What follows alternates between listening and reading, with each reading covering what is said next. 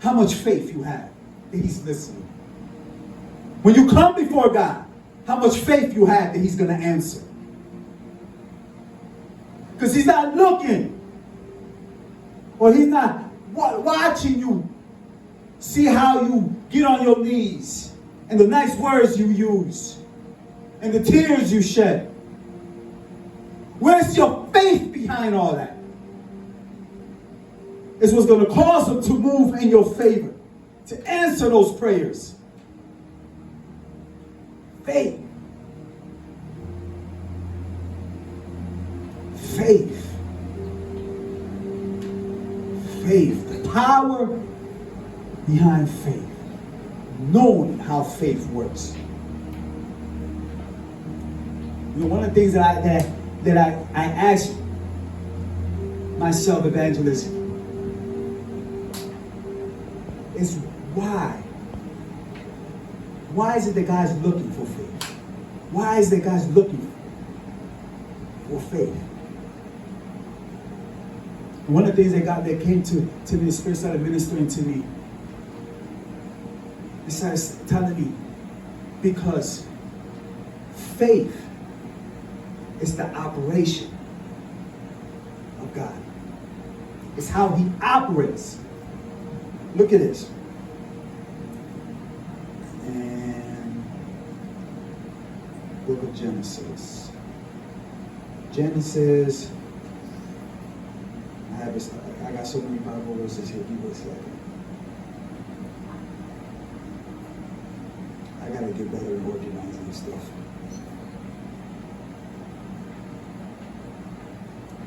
Matter of fact, do John 1.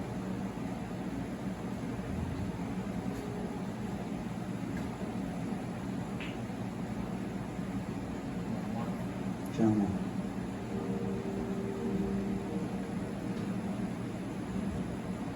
In the beginning, the Word already existed. The Word was with God, and the Word was God. Genesis 1. In the beginning, God created the heavens and the earth. The earth was formless and empty, and darkness covered the deep waters, and the Spirit of God was hovering over the surface of the waters. All right. Watch this. In the beginning, God created the heavens and the earth, and the earth was formless and empty, covered in darkness and the deep waters. Meaning that in the beginning, the earth was what?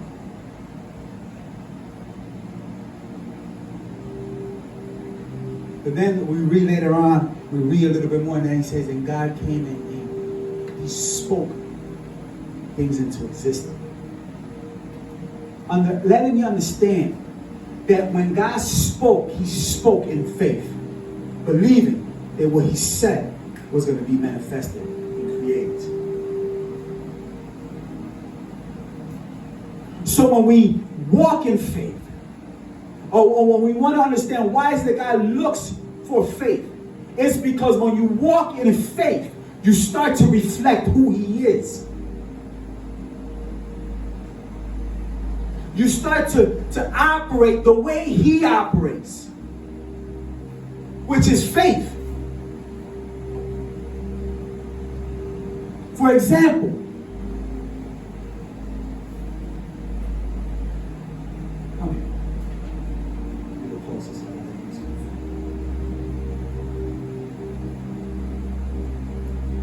AJ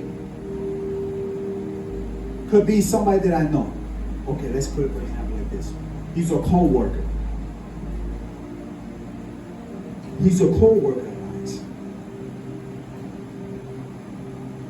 But even though I may not, he's a good person. I have nothing against him. But let's say we have nothing in common. We don't think alike. We don't speak nothing in common. Because we don't have nothing in common, the relationship building will become very difficult to connect because there's nothing that we can relate to. We don't have anything of the same interest. So now, my relationship with AJ will be limited compared to someone that I may have things in common with. Because I don't have anything in common with AJ, I'm going to struggle in connecting with AJ. I'm going to struggle in building a solid connection. Even our conversations are going to be awkward at times because we don't have anything in common. We don't think alike. So now, when we talk, our conversation is going to be very limited. Thank you. Because we don't have anything in common. The same thing goes with God. God is looking for people that think like Him. He's looking for people that have the same interests as Him. Because He wants to build relationship. He wants to bond with you and I. But in order for Him to have that bond, that relationship, there has to be a connection. There has to be an interest, not only of Him, but also with you. So now, as long as one doesn't have the same interest, what's going to happen is you're going to go through life having a very limited relationship with God. You're going to pray whenever you feel like it. You're going to read the Bible whenever you feel like it. When I got time or when I remember. Because even though you may love God,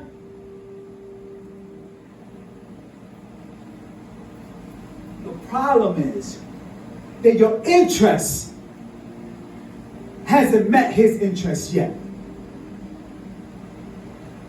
He's looking at you and wanting to build a relationship with you. But you're looking at other things and wanting other things before Him. This catches my attention. This looks more interesting. This seems more pleasing to me. Because we're so caught up in the natural that we can't see the spiritual things. We can't see the blessings that God has for us. We can't see all the great things He has prepared for us.